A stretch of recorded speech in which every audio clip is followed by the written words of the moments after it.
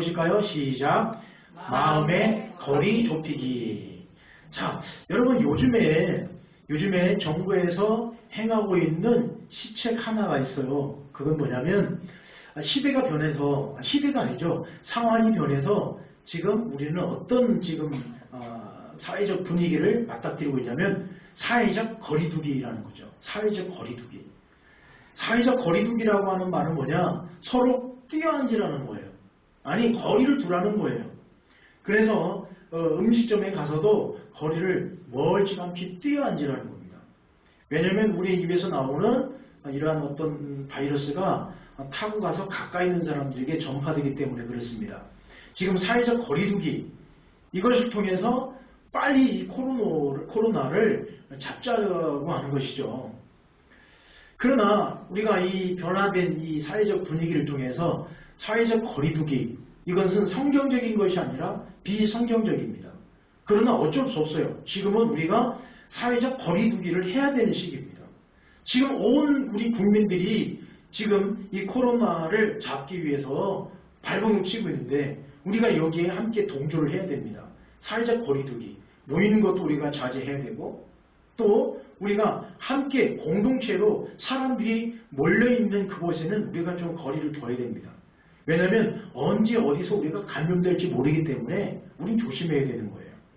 다행히도 지금 우리는 지금 감염자가 계속 줄어들고 있는데, 그렇다고 해서 지금 우리가 마음 놓을 시기는 결코 아닙니다. 더 조심하고 더 우리가 합심을 해서 사회적 거리를 통해서, 이 거리두기를 통해서 이 코로나를 빨리 우리가 극복해야 됩니다. 그래야 우리가 함께 모여서 예배를 드리는 그날이 빨리 오죠. 자, 그러면 우리가 이 사회적 거리두기, 이것을 우리가 무엇으로 극복해야 되느냐? 자, 우리 모두가 행복 바이러스로 이길 수 있기를 간절히 바랍니다. 이 바이러스 무엇을 이겨야 됩니까? 행복 바이러스를 이겨야 되는 겁니다. 어쩔 수 없어요. 우리가 이겨내는 수밖에 없습니다. 지금 이 코로나로 인하여서 굉장히 재미있는 일들이 이야기들이 굉장히 많이 나타나는데, 그 이야기를 하나씩 소개해드리면 여러분 그림 하나씩 보여드릴 테니까 무엇을 의미하는지 한번 보시기 바랍니다. 이것은 무엇일까요? 오늘도 무사히. 그렇습니다. 내가 오늘 아침에 나갔다가 저녁에 들어왔을 때 오늘 감염되고 안 들어온 것이 얼마나 감사한지요. 그래서 오늘 하루가 어떤 거예요? 무사히 지나가는 것을 감사한 거예요. 우리 옛날에 저 사진, 우리 교회 다니는 사람은 다 집안에 적어 있었잖아요. 지금은 없지만 저 기도하는 오늘도 무사히, 우리 하루하루의 삶이 그렇다는 거죠. 오늘도 무사히, 오늘도 무사히. 그래서 우리가 저녁에 집에 들어갔을 때 하루를 잘 보내고 하루를 감염자가 되지 않냐는 그것 때문에도 우리는 얼마나 감사한지 모릅니다. 이제 얼마 안 있으면 또 무슨 절기가 들어오죠? 경칩이 돌아오는데요. 요즘 개구리들도 지금 나갈까 말까 고민이랍니다. 왜냐면 마스크가 없어가지고 마스크 없는 개구리들은 나오지도 못하고 그나마 마스크 준비된 개구리들만 지금 나올까 말까 고민하고 있다는 거예요. 이거 나가야 돼 말아야 돼 이거 지금. 지금 우리가 그렇지 않습니까? 우리가 마스크 없으면 우리 나갈 수 없어요. 물론 지금도 마스크 없이 다니는 사람도 많이 있습니다만 아니에요. 그거는 기본 예의가 아닙니다. 나를 위한 것이 아니라 상대방을 위해서 배려하기 위해서는 마스크를 써야 되는 거예요. 그러나 지금 우리 경칩이 다가오고 있음에도 불구하고 우리 저 개구리들이 나올까 말까 고민하고 있다는 거예요. 자, 그리고 여러분 이 그림을 보시면, 저 그림 보시고 여러분 세 글자로 답하시면 저 그림이 무엇을 의미할까요? 뭘까요? 네, 신천지. 요즘 이슈되는 사회적 이슈되는 게 뭐예요? 신천지잖아요. 신발 천지라고 해요 지금. 이렇게 얘기를 해야 알아들으시네. 신발 천지라고요. 그래서 신천지래요. 요즘에 저 그림이 유행이라는 겁니다. 자, 그 다음에 여러분 집에서만 계시니까 여러분 어떻습니까? 답답하죠? 그래서 여러분 집에 계신 모두를 다 뭐라고 하냐면, 자, 따라합시다. 확진자. 왜 확진자인 줄 아십니까? 집에서만 가만히 있어서 확졌대요. 확진자라는 거예요. 우리 모두 다 확진자라는 거예요. 확졌어요. 나 집에서만 가만히 있어서. 여러분 우울하지만 이나마 조금 웃으시니까 낫네요. 여러분 좀 웃으시기 바랍니다. 예, 얼마나 살이 덕지덕지 붙어있는 지금. 아, 참. 요즘에는 이 시가 조금 마음이 와닿아요. 무슨 시냐면, 김소월님의 예전엔 미처 몰랐어요. 예전엔 미처 몰랐어요. 이 시가 요즘에는 많이 와닿습니다. 우리 함께 이 시를 한번 읽어보실까요? 읽어봅니다. 시작. 봄, 가을 없이 밤마다 돋는 달도 예전엔 미처 몰랐어요. 이렇게 사무치게 그리울 줄도 예전에는 미처 몰랐어요. 달이 앞만 밝아도 쳐다볼 줄을 예전엔 미처 몰랐어요. 이제금 저 달이 서름인 줄을 예전엔 미처 몰랐어요. 여러분, 예전엔 미처 몰랐어요. 여러분, 제가 하면 여러분 뒤에 예전엔 미처 몰랐어요를 하시면 되는 거예요. 한번 해보실까요? 예배가 이렇게 소중한 줄 예전엔 미처 몰랐어요. 우리 성도들이 이렇게 사랑스러운 줄 예전엔 미처 몰랐어요. 찬송이 이렇게 그리운 줄 예전엔 미처 몰랐어요. 여러분, 우리가 지금 사회적 이 환경이 급변함으로 인하여서 지금 우리는 너무너무 힘든 시기를 지금 지나고 있어요. 예전엔 미처 몰랐어요. 여러분, 우리는 이 코로나를 통해서 무엇을 봐야 되느냐? 코로나를 통해서 지금 힘들고 어렵고 지금 당장 예배 못 드리는 것 이것만 막 속상해하지 마시고 하나님께서 한국 교회를 향해서 우리에게 지금 부르짖고 있는 주님의 음성을 들으시길 바랍니다. 저는요, 하나님께서 그렇게 말씀하시는 것 같아요. 너희들 그동안 예배를 드리는 거 그냥 막 자연스럽게 예배 드렸지? 너희들 아무 때나 막 예배 잘 드렸지? 그러나 그 예배 내가 기뻐한 줄 알아? 하나님 막 그렇게 말씀하시는 것 같아요. 지금 우리가 드릴 수 없는 상황이지만 지금 그래도 우리는 어떻습니까? 그래도 이렇게나마 지금 예배를 드리고 이렇게라도 예배를 드리고 있는 이것이 얼마나 감사합니까? 예전에 미처 몰랐지 않습니까? 김소월님의 예전엔 미처 몰랐어요. 여러분, 기적이란 무엇이라고 생각합니까? 기적이란 무엇이라고 생각하십니까? 여기에서 일상의 기적이라고 하는 책을 쓰신 박완석 그 작가님이, 이건 참 글 좋잖아요. 이 작가님이 일상의 기적이라고 하는 책 속에 기적을 뭐라고 표현했냐면 이렇게 표현했습니다. 기적은 하늘을 날거나 바다 위를 걷는 것이 아니라 땅에서 걸어 다니는 것이다. 그럼 이게 기적이에요. 여러분, 오늘도 여러분 기적 속에서 예배를 드리시는 줄 믿습니다. 여러분, 어제 하루를 사셨어도 그것이 기적인 줄 믿습니다. 내가 건강하게 하루를 보낸 것, 이것이 기적이에요. 내가 하늘을 날았다고 해서 그것이 기적이 아니라는 거죠.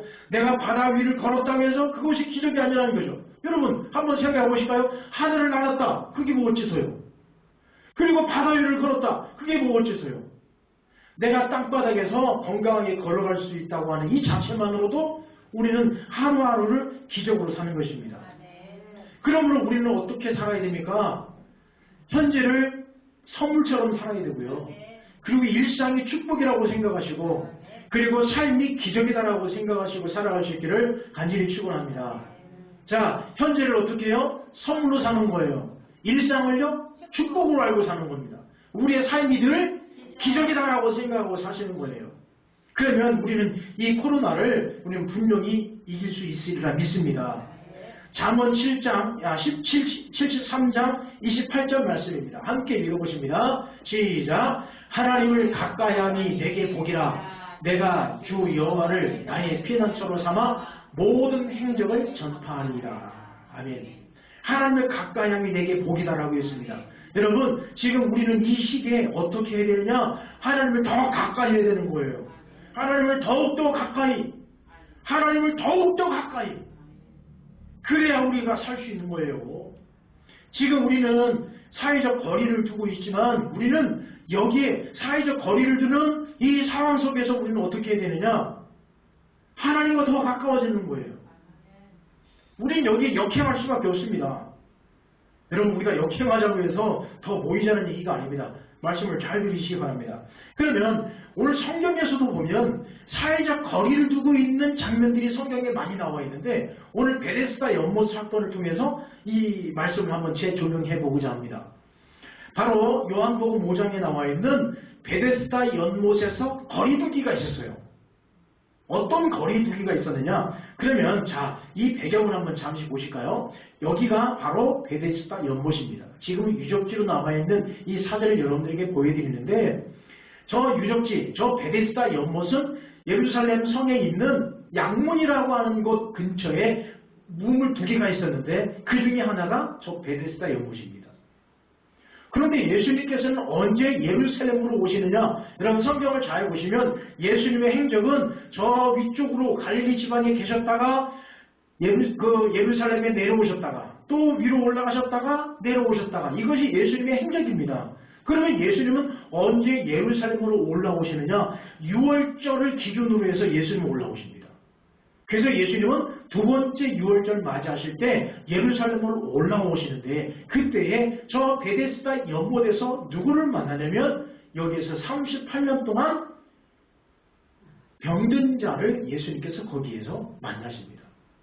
그런데 문제는 뭐냐? 이 베데스다 연못에서 수많은 사람들이 오늘 말씀해 보니까 행각이 있다라고 했는데 행각은 뭐냐? 지금으로 말하면 파라솔 쳐놓고 거기서 천사가 내려와서 그 우물을 한번 휘젓고 가는 거예요.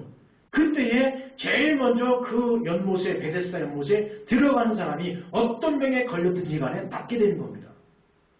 그러면 여러분, 자, 여러분들이 한번 저 우물가 주변을 한번 상상해 보시기 바랍니다. 저 우물가에 지금 사람들이 어떻게 하고 있을까요? 언제 내려올지 모르는 그 상황 속에 천사가 언제 내려올지 모르는 거예요. 그러나 이것이 낫는지 안 낫는지도 몰라요. 이것은 베데스다 연못에 내려오는 하나의 우화예요, 우화. 전설이란 말이에요. 이게 실제로 낫는지 안 낫는지도 몰라요. 그리고 이 천사가 언제 내려올지도 모르는 겁니다. 이런 어떤 전설을 믿고 있는 이 사람들이 수많은 사람들이 거기에 천막을 치고 또 파라솔을 치고 거기에 기다리고 있는 거예요. 그러니까 어떤 사람들은 어떻게 있을까요? 여러분 같으시면 어떻게 있겠습니까? 천사가 언제 내려올지도 몰라요. 언제 물이 막 동요될지 몰라요. 저 같으면 그럴 거예요. 다리 저 우물가에 이렇게 걸터 앉아가지고 다리 하나는 우물가에 다리 하나는 바깥쪽에 있다가 저 우물이 천사가 언제 내려올지 모르니까 천사가 보이는지 안 보이는지는 모르겠습니다만 언젠가 내려오는 천사가 물을 휘젓고 내려갔을 때 물이 막 움직일 때 어느 가서 다리를 담그면 되잖아요. 제일 먼저 담그는 사람이 1등을 한 사람이 나으니까. 그런데 문제는 뭐냐? 자, 38년 동안 병자가 저 우물가에 평생 소원이 뭐냐면 먼저 들어가 보는 거예요.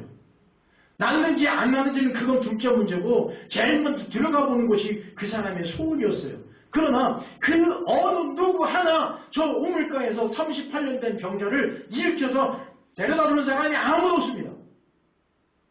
저게 뭐냐? 저 베데스다 연못 안에서 지금 어떻게 하고 있는 거예요? 사회적 거리두기를 있는 거예요. 왜요? 내가 먼저 들어가야 되니까 내가 먼저 들어가야 내가 사니까. 여러분 지금 문제가 우리 지금 마스크 때문에 지금 대란 아니겠습니까? 마스크 대란? 이 마스크가 지금 뭐 일주일에 한 번 가서 2장밖에 못 산단 말이죠. 여러분 생각해 보십시오. 내가 마스크 4장 샀다고 해서 범죄자 되는 거 이거 억울하지 않습니까? 지금 여러분 편법으로 마스크를 4장 사면 여러분들은 범죄자가 되는 거예요. 세상이 이렇게 됐습니다. 이렇게 억울할 때가 어디 있어요. 지금 저 베데스다 연못에서는 사람들이 다 각각 어떻게 하고 있는 거예요? 사회적 거리 두고 있는 거예요. 왜요? 내가 먼저 들어가야 되니까 이 사람 도울 필요가 없는 거예요. 이 사람 도와봤자 내가 살아야 되는데 내가 병 나야 되는데 도와줄 이유가 없는 거예요. 지금 우리는 이런 상황에 놓여 있습니다. 사회적 거리두기. 물론 정부에서 하는 시책이 사회적 거리두기라고 하는 것이 나쁜 의도가 아닙니다. 그러나 우리가 성경적으로 바라볼 때는 사회적 거리두기는 비성경적인 것입니다. 그럼 우리는 이것을 어떻게 극복해야 되느냐? 신앙으로 잘 극복해야 돼. 이겨야 됩니다. 그러나 예수님께서는 지금 이 상황 속에서 38년 된 이 병자를 사회적 거리두기가 아니라 지금 예수님은 어떻게 하십니까? 이 사람에게 다가가는 거예요. 오히려 더 거리두기가 아니라 더 가까워지는 것이죠. 여러분, 저 연못가에서 얼마나 많은 사람들이 투쟁을 벌였겠습니까? 먼저 들어가려고. 아마 돈 있는 사람들은 사람을 사가지고 거의 뺑 둘러서 지킬 수도 있어요. 별 생각 다 들지 않습니까? 내가 어떻게 하면 저기 들어갈 수 있을까? 아마도 지금 세상이면은 약자는 못 들어가는 사람들은 아마 차라리 저 우물 폭파시키고 말자. 그리고 폭탄 던져서 없애는 사람도 아마 있을 겁니다. 그러나 예수님은 가까이 가는 거예요. 그 병자에게 묻습니다. 무엇을 물을까요? 38년 병자에게 내가 낫고자 하느냐? 내가 낫고자 합니다. 내가 낫기를 원하는데 저 우물에 나를 데려다줄 사람이 아무도 없습니다. 그런데 예수님께서 뭐라고 말씀하십니까? 야, 일어나. 예수님은 그 순간에 고쳐주신 거예요. 그리고 38년 동안 거적대기를 들고 다녔던 그 사람의 그거 어떻게 하라고요? 지저분하니까 네가 들고 가. 야, 기가 막힌 거 아닙니까? 지금 저 우물가에서 전설로 내려오는 그 물이 한번 움직일 때마다 먼저 들어가는 사람이 나는다. 이 전설 하나로 수많은 사람들이 모여서 병낫기를 원하고 먼저 들어갈까봐 그냥 막 서로 경계하고 있는 이 상황 속에 예수님은 가까이 가셔서 낫고자 하느냐? 예수님, 나를 도와주는 사람이 아무도 없습니다. 지금 사회적 거리두기 때문에 나를 도는 사람이 아무도 없습니다. 그래? 일어나 걸어라. 너 그거 지저분한 거 네가 들고 네가 걸어가? 예? 걸으라고? 하고 일어나 보니까 일어나시는 거예요. 그 사람이 어떻게 했습니까? 자기가 누워있었던 그 모든 거적대기를 들고 가는 겁니다. 자, 여러분, 자리를 들고 걸어가라. 이 날이 언제였다고 했습니까? 안식일이니. 이 날이 안식일이니. 여러분, 제가 이 말씀, 요 안식일인 여기를 제가 크게 글씨를 썼는데요. 오늘 이 베데스다 연못 사건을 통해서 예수님께서 하시고자 하는 말씀이 있었어요. 그 중요한 포인트가 있습니다. 오늘 우리가 볼 때에 이 베데스다 연못에서 38년 된 병자가 나은 사건, 이게 중요한 게 아니에요. 우리는 자칫 잘못하면 이 38년 된 병자에게 주목하고 38년 된 병자가 예수님의 능력으로 고침받은 것, 이것만으로 끝나는데 아니에요. 이게 아닙니다. 자, 잘 보십시오. 예수님께서 이 병자를 고쳐준 날이 무슨 날이라고요? 안식일이에요. 예수님께서 이 베데스다 연못을 통해서 안식일 날에 사람을 고쳤고 그 다음에 또 이 병자에게 무엇을 들고 가라고 그랬죠? 자기가 누워있었던 그 지저분한 거적대기를 들고 가라고 그랬어요. 예수님은 두 가지를 범한 거예요. 하나는 뭐냐? 안식일을 범한 거고요. 또 하나는 그 사람에게 안식일에 일을 하도록 노동을 시킨 그 두 가지 죄가 걸린 거예요. 이게 말이 됩니까, 이게? 말이 안 되죠. 참 우스운 얘기죠. 이때에 유대인들이 내린 결론이 있어요. 예수님을 유대인들이 계속 쫓아다녔습니다. 예수님이 가는 곳곳마다 유대인들이 쫓아다녔어요. 이 결과 베데스다 연못 사건을 통해서 유대인들이 내린 결론이 뭐냐? 바로 이겁니다. 어떻게 해요? 죽이기로 결론을 내린 사건이 뭐냐? 바로 이 베데스다 연못 사건이라는 겁니다. 바로 이 베데스다 연못 사건을 통해서 유대인들이 예수 안 되겠어. 죽여야 돼. 죽이자라고 결론을 내렸습니다. 그리고 이 사건 이전과 이후에 달라진 것은 뭐냐? 이 사건 이전에는 저 예수라는 사람이 어떤 말하고 다니는가라고 그것을 추적하고 다녔다면 이제 이 이후로의 유대인들의 행적은 뭐냐? 어떻게 죽일 명목을 찾을까? 죽여야 되는데 죽이기로 결론을 내렸는데 그러면 제목을 무엇으로 정할까? 이것을 위해서 추적하고 다닙니다. 여러분, 우리는 지금 안식일날 모이는 거에 대해서 우리는 어떻게 생각하고 있습니까? 굉장히 두려워하고 있죠.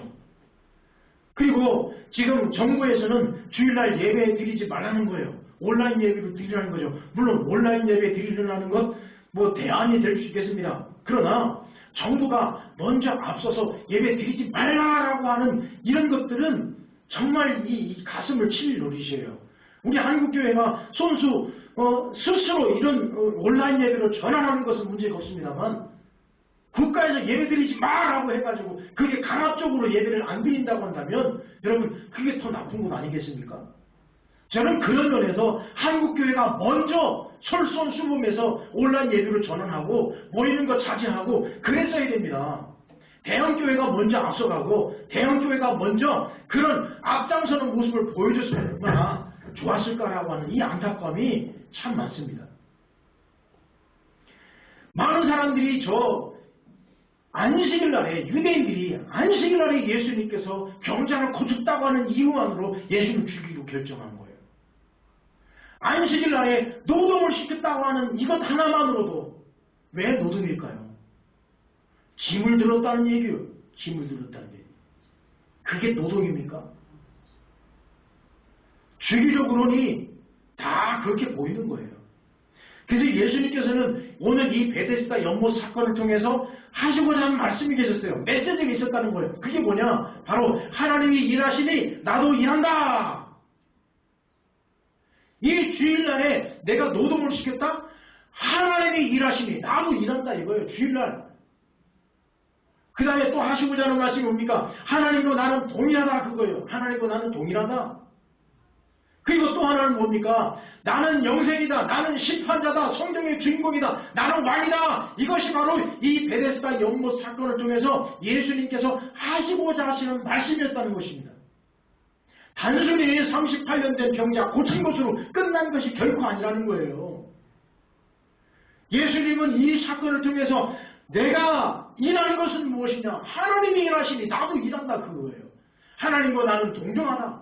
나는 영생자다. 심판자다. 성경의 주인공이다. 내가 왕이다라고 하는 것을 예수님께서는 말씀하고 싶었던 것입니다.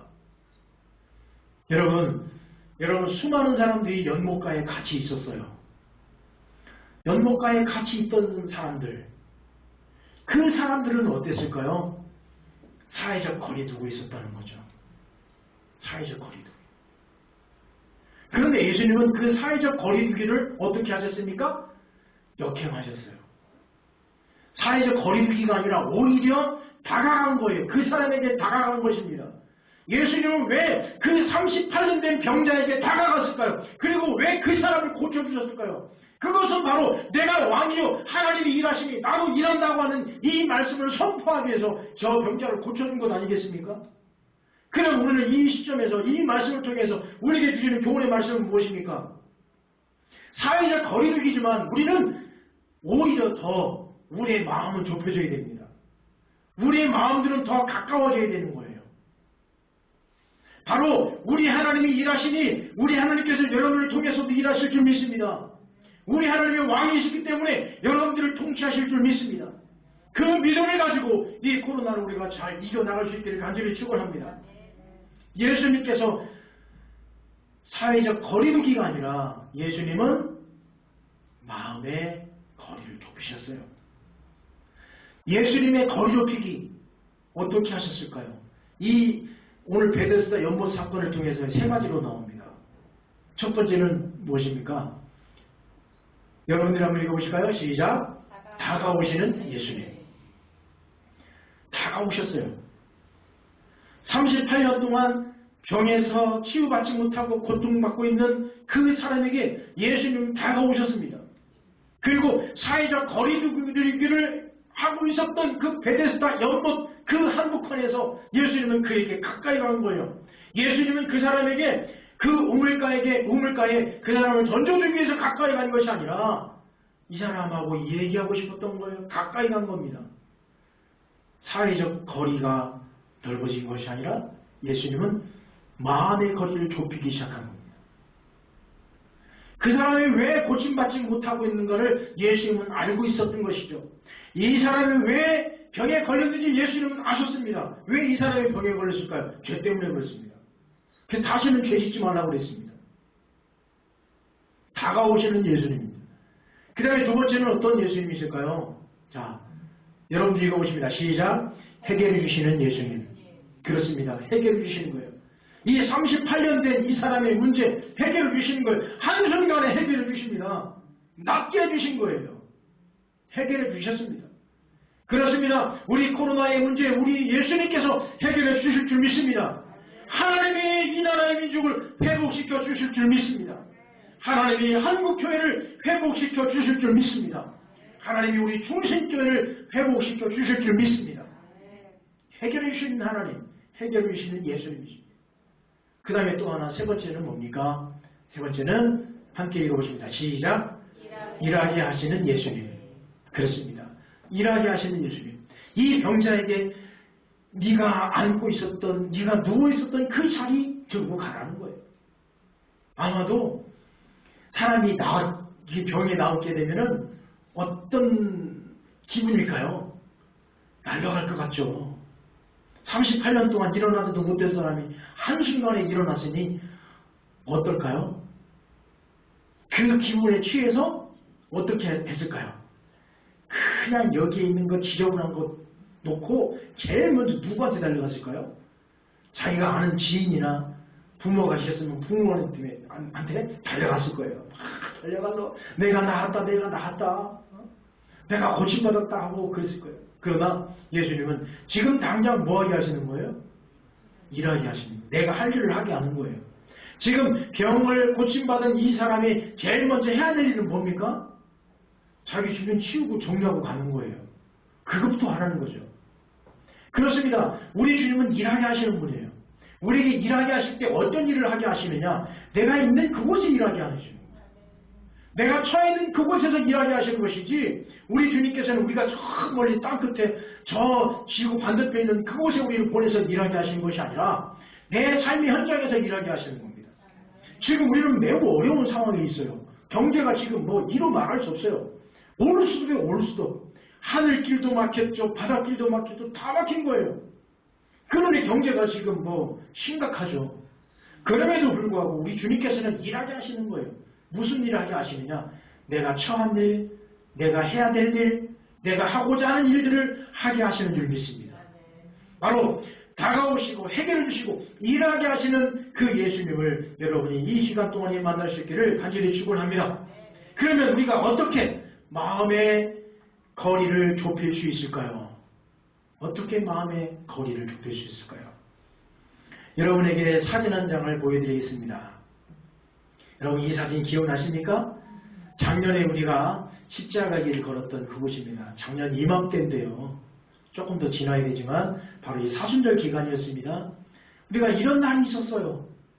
지금 우리는 사순절을 보내면서도 이 사순절을 어떻게 보내야 될지도 막 깜깜 무소식이지 않습니까? 사순절 특별 새벽기도를 통해서 새벽기도를 쌓으면서 기도하면서 그래야 되지만 그렇게 하지 못하고 있지 않습니까?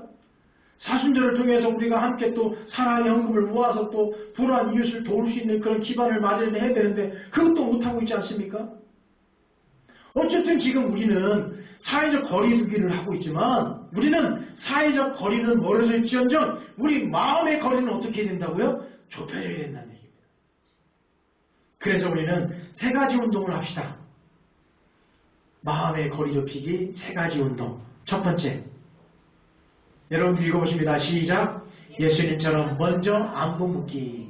예, 여러분 이 기간에 서로 전화하시고 서로 카톡 나누시고 문자하시고 서로 안부를 물으시기 바랍니다. 누가 먼저 나에게 안부 묻기를 기다리지 마시고 먼저 안부를 물으십시오. 먼저 카톡하십시오. 먼저 문자하십시오. 먼저 전화하십시오. 여러분 괜찮습니다. 여러분 그래서 밴드도 만들고 단체 카톡방도 만들지 않았습니까? 여러분 카톡방이 막 계속 올리면 여러분 우리 방만 무음으로 할 수 있어요. 제가 올리지 않았습니까? 그것만 무음으로 하시면 카톡이 100개가 오든 200개가 오든 카톡 안 걸립니다. 그러니까 예수님처럼 먼저 안부를 물어야 되는 거예요. 예수님이 먼저 그 38년 된 병자에게 찾아간 것처럼 우리도 예수님처럼 먼저 안부를 물으십시다. 두 번째, 자, 여러분 읽어보십니다. 시작. 수요일에 중보기도 하기. 이제는 수요일날에는 무조건 우리가 우리 공동체를 위해서 중보기도 하는 날이에요. 물론 여러분들이 뭐 매일 중보기도 하시겠지만 특별하게 우리가 다시 모일 때까지 이 수요일에는 어떻게 하느냐? 중보기도 하는 거예요. 우리 모두가 함께 우리 믿음의 공동체를 위해서 우리 중심전의 모든 교인들을 위해서 우리 어르신들을 위해서 계속 기도하는 거예요. 하나님 우리 어르신들 건강 지켜주시고 또 우리 믿음의 우리 모든 가정들 지켜주셔서 코로나에 걸리지 않게 하시고 잘 견뎌서 다시 만날 그날에 우리가 함께 기쁨으로 만날 수 있도록 우리 수요일날 중보기도 하십시다. 아멘. 그 다음에 또 하나 세 번째. 자, 읽어보십니다. 시작. 임재하시는 공동체 기대하기. 하나님의 임재하심, 성령님의 임재하심, 예수님의 임재하심입니다. 바로 여러분의 공동체가 이제 다시 모일 그날에 누가 임재하신다고요? 하나님이. 누가 임재하신다고요? 예수님이. 누가 임재하신다고요? 성령님이. 바로 임재하실 그 공동체를 기대하십시다. 우리가 서로 만날 때에 얼마나 기쁘고 즐겁겠습니까? 우리가 다시 만날 그날, 우리가 온 성도들이 함께 모이는 그날에는 잔치하고 싶고요. 잔치, 돼지 새끼도 잡고 그냥 막 잔치하고 싶다니까요. 그날이. 임재가 있는 그 공동체를 기대하십시다. 그래서 여러분 앞글자를 잘 보시기 바랍니다. 앞글자. 예수님처럼. 예수님 아니겠습니까? 바로 이 예수님으로 제가 마음 좁히기 세 가지 운동을 만들어 봤습니다. 함께 읽어보십니다. 1번부터 시작. 예수님처럼 먼저 안부 묻기, 수요일날에 중보기도 하기, 임재하시는 공동체 기대하기. 이렇게 해서 여러분 마음의 조리를 좁혀 나가십시다. 비록 세상은 사회적 거리두기를 하고 있지만 우리는 마음의 거리를 좁힘으로 말미암아 더 우리 공동체가 튼튼해지고 더 사랑으로 하나가 될 수 있는 그런 좋은 기회가 이번 기회가 될 수 있기를 간절히 축원합니다. 기도하겠습니다. 거룩하신 하나님 아버지 감사합니다. 코로나19로 인하여서 우리는 지금 사회적 거리 운동을 통해서 매우 힘든 시기를 보내고 있습니다. 함께 모일 수도 없습니다. 만날 수도 없습니다. 아버지 함께 식사를 나눌 수도 없습니다. 아버지 하나님, 우리가 속히 함께 모여 예배 드릴 수 있는 그날을 허락하여 주옵소서. 특별히 하나님 아버지, 우리 모두가 마음의 거리가 좁혀지게 하여 주옵소서. 그래서 예수님처럼 먼저 안부를 묻게 하시고 수요일날에는 중보기도 하게 하시고 또 주님의 임재가 있는 공동체를 기대하며 나아갈 수 있도록 인도하여 주옵소서.